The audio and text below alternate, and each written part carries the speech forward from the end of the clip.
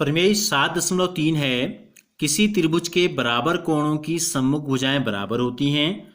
तो देखो इससे पहले हमने क्या सिद्ध किया था, बराबर भुजाओं के सामने के कोण बराबर होते हैं, ये उसका विलोम है, यानी कि बराबर कोणों के सामने की भुजाएं बराबर होती हैं। तो दो कोण हम ये मान लेते हैं बी और सी बराबर हैं, तो इनके सामने की भुजा, बी के सामने की भुजा ए सी और सी के सामने की भुजा ए बी हमको सिद्ध करनी है।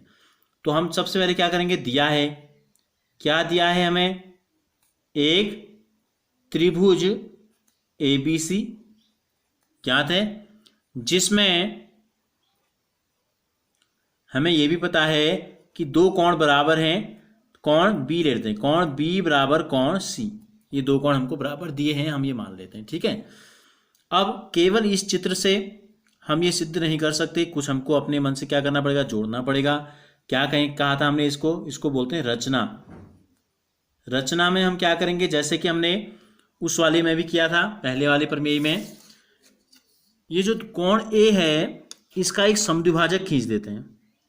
कोण ए का एक समद्विभाजक खींच देते हैं, जो क्या करेगा, कोण ए को दो बराबर भागों में बांट देगा, एक ये और एक ये मान लो आप, ये दोनों बराबर हैं। तो कोण ए का समद्विभाजक नाम क्या है, शुरू हो रहा है ए से और यही हमने बिंदु ले लिया डी, समद्विभाजक ए डी खींचा, ये हमने अपने मन से कर दिया। अब हम शुरुआत करेंगे इसकी उत्पत्ति जो हमको करनी है, प्रूफ करके दिखाना है। तो देखो अब दो त्रिभुज आ गए, इन दो त्रिभुजों में, त्रिभुज ए बी डी और त्रिभुज ए डी सी में, त्रिभुज ए डी बी, त्रिभुज ए डी बी व त्रिभुज ए डी सी में, इन दोनों त्रिभुजों में क्या समानता है, ध्यान से देखेंगे तो देखो इसका बी इसका सी बराबर है, इस त्रिभुज का एक कोण इस त्रिभुज का एक कोण बराबर है। कैसे पता चला हमें, ये हमें दिया है। दूसरा देखो ये कोण बी ए डी जो है ये बराबर है कोण सी ए डी के, ये कैसे पता चला हमें बराबर है, रचना से। तीसरी भुजा देखो ए डी, दोनों में क्या है, कॉमन है, तो ए डी बराबर ए डी, समीकरण नंबर 3, उभयनिष्ठ भुजा, यानी कि क्या है, दोनों में कॉमन है। तो समीकरण 1, 2 और 3 क्या हमें बताते हैं, देखो एक कोण और दो कोण और एक भुजा, दो कोण, बीच की भुजा तो है नहीं बराबर, तो कौन सी तीसरी कोई भुजा है, ठीक है। तो इसको हम बोलते हैं, अतः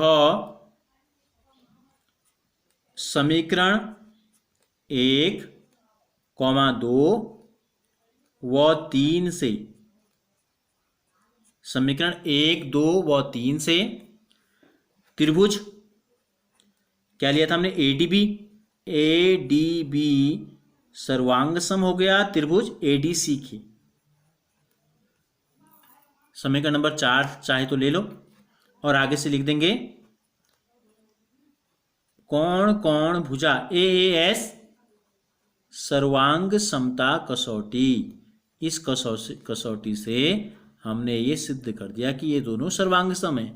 तो अब सर्वांग सम है तो संगत भाग क्या होंगे, संगत भाग बराबर होंगे।